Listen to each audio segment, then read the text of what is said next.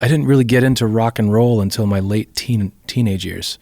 So I discovered Queen probably in my early 20s, and so I've been a fan ever since, obviously. But I was one of those people that knew that there were songs called "We Will Rock You" and "We Are the Champions," but I didn't know that there was a band called Queen.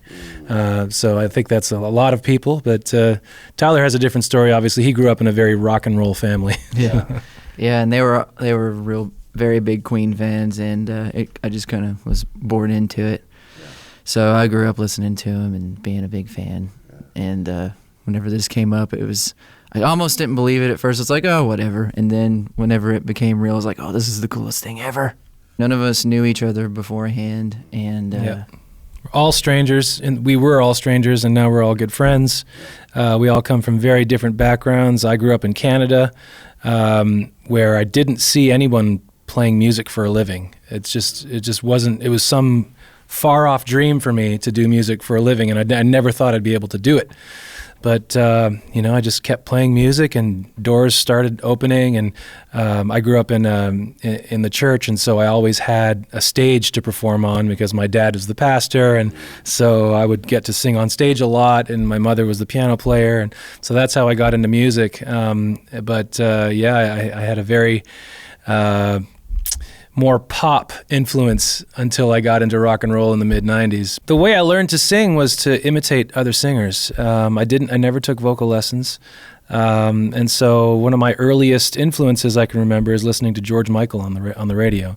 And then I got into, I don't know if you remember, Richard Marx. Yep. I got into... Right Here Waiting. Yeah, that was the first song I learned on the piano. And then I got into Pearl Jam really hard. So I did Eddie Vedder for a long time, unfortunately. Didn't suit me very well.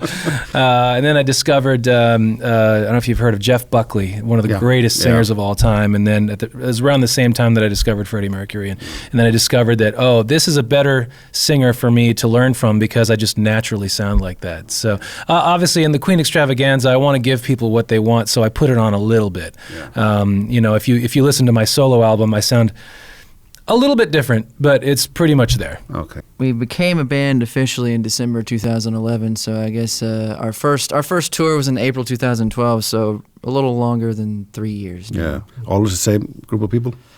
No. The very first tour, how many people? 9? We had 9 people in the group. We had 9 people. We had 2 guitarists and 4 lead singers. That sounds about right for Roger Taylor. That split.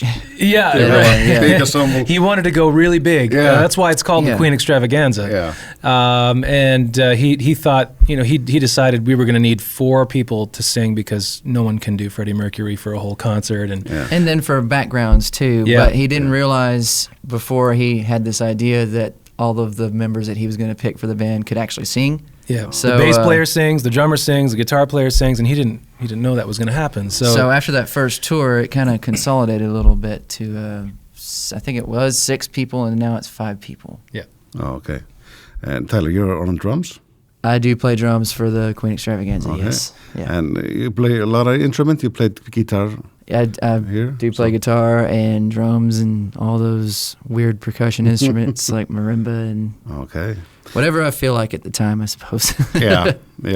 And if you had the opportunity, Mark, to sing with Brian May and Roger Taylor on stage, if they tour again, would you jump to that chance? I don't know. Let me think about that. Your face says yes. I'm going to have to go into a room and think about this for a while. No, of course I'm not. Yeah. I wouldn't say no to that. That'd be silly. It'd be a dream come true. But you haven't sung with them even on rehearsals or something like that. Our very first performance was on a show called American Idol in 2012, and we played with both of them on that. That's show. the only time that we've performed with Brian and Roger. Yeah. I got to sing with Roger one other time at a festival in England a year or 2 ago. But generally, they let us be ourselves. Yeah. Roger is the most involved in this. This is kind of his dream for young guys to carry on the Queen legacy in the way that they want to be represented. The Queen Extravaganza is a little bit different from most tribute bands because we don't dress up like Queen. Queen. We don't pretend that we're Queen. We just play their music to the best of our ability, and people love it. And so it's really cool. But Roger actually was there from the very beginning. When we did our first tour, we took 1 whole month to rehearse, to learn all of. We had like 33 songs in our concert the first tour. Close to 40. Close to 40 songs. Yeah. And Roger had a very specific vision for how he wanted it to look and sound. And, he'd come into our rehearsals and he's like, there's something missing in this song. I want it to be, I want it to be weightier and I want it to groove more. And he would, give his insights into how Queen should be performed. And so that was very cool to get to hang out with him. But now that we're the ball is rolling and the machine is going, he's a little less involved. He'll pop in every now and then. Every night it's a great, huge success, even if people don't know what to expect. It's a lot of fun. I would recommend the show to any one of my friends. I don't care if you're a snotty musician type, you're going to love the show. So yeah, come on out. Or if you've never heard Queen before in your life. Or if you've never heard Queen. You're still going to like the show.